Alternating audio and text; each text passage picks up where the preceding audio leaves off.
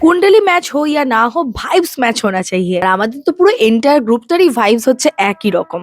আমরা মদ না খেয়েই মাতাল, চা না খেয়েই চাতাল। 31st অ্যাক্রোপলিসে আমাদের হইচইর জন্য একটা প্রজেক্টের শুট ছিল, সেটা কমপ্লিট করে সোজা চলে এলাম এশিয়ার সেকেন্ড লার্জেস্ট হাউজিং যেটা রয়েছে সাপুরজিতে। এখানেই সৌনকের বাড়িতে আজকে আমাদের পার্টি।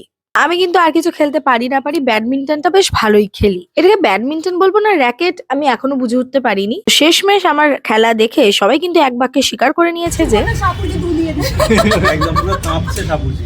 রুমে ফিরে এসে দেখি আমাদের হেড কুক চিকেন ম্যারিনেটে বসিয়ে ভাজতে ভাজতে দিদার নাচছে। আমরাও তো একটু কোমর দোলালাম ওর সাথে। তারপর খেলতে বসলাম উনো। কিন্তু একটা ম্যাচও আমরা অনেক চেষ্টা করে পুরোপুরি কমপ্লিট করতে পারলাম না। এরকম যদি নাচানাচি হয় তাহলে তো বারবার মন ওখানেই ডিস্ট্রাক্ট হয়ে যায়। নাচানাচি করে এত খিদে পেয়ে গেছে যে টুকটাক স্ন্যাক্স কিনতে বাইরে এসেছিলাম। এখন দাদা আমাদের এতগুলো কিনে দিয়েছে। আমাদের জোর করে জোর জবরদস্তি দিচ্ছি আমি। পালিয়ে গেছি, ও একা সম্মান নিয়ে পালাতে পারেন, তাই জন্য বলছি ঠিক আছে দিয়ে দিই ভাই, গরিব মানুষের বাবা। ওখান থেকে পালিয়ে যাচ্ছে, কেউ টাকা আনেনি। আমি সবার আগে পালিয়েছি। এতগুলো কুটবুদ্ধি সম্পন্ন মানুষের কাছে পরাজিত হয়ে শেষমেশ দেবদীপী বিলটা মিটিয়েছে। রাস্তার অপোজিটে বসেছে বিশাল মেলা। 10 টাকা করে টিকিট কেটে ঢুকে গেলে মেলাতে। মেলায় কিছু কিনি না কিনি, কফি মাগ আমি কিনবোই কিনবো, কারণ ওটার প্রতি আমার একটা আলাদাই অবসেশন কাজ করে। তো বানি আমাকে আর ট্রিনাকে দুটো দুটো করে কফি মাগ গিফট করেছে, এই নিউ ইয়ার গিফট আর কি। তারপরে কুমড়ো মুখ লাবুবু ডলগুলোকে ইগনোর করে আমি ছোট ছোট বারবিগুলো দেখছিলাম, যেগুলো ভীষণই কিউট ছিল। বাট আমার তো নজর চলে গেছে সোজা পিঠে পুলির দিকে। বলতে কি পারবে এটা কি পিঠে? ছেলেগুলোকে পরাজিত করে আমরা মেয়েরা দুটো বেলুন ফাটিয়ে পেয়ে গেছি দুটো রাবার ব্যান্ড। সেই রাবার ব্যান্ড গুলো সদগতি করার জন্য আমি দেবদীপের মাথায় আর ট্রিনা বানির মাথায় সুন্দর করে সেগুলো বেঁধে দিয়েছে। মেলায় গিয়ে রাইডসে না উঠলে মেলা ঘোরাটা তো পুরোপুরি ইনকমপ্লিট থেকে যায়।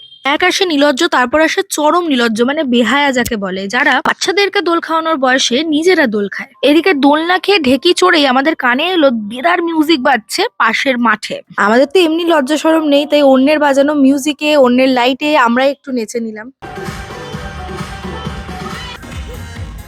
ঠিক এই মুহূর্তে আমাদের মাথায় শুভবুদ্ধির উদয় হলো এবং আমাদের মনে হলো যে এবার বাড়ি ফেরা। বাড়ি এসে দেখি গরম গরম চিকেন রেডি, যার গন্ধটা আর টেস্টটা দুটোই অসাধারণ ছিল। আমাদের গ্রুপের বাকি যারা আসতে পারেনি তাদেরকে ভিডিও কলে নিউ ইয়ার উইশ করলাম। রাতের ডিনারে ছিল রুটি, কষা মাংস আর সাথে ফ্রাইড রাইস। তারপর ঠিক রাত্রি 12টার সময় শুরু হলো এখানে দেদার মিউজিক। আমরাও একটু পার্টিসিপেট করলাম, দেখা হয়ে গেল আমাদের একটা মিষ্টি ওয়াও ফ্যামিলি মেম্বারের সঙ্গে। তারপর আমরা অনেক চেষ্টা করলাম একসাথে তোমাদের হ্যাপি নিউ ইয়ার উইশ করার। Happy New Year! And finally we are successful.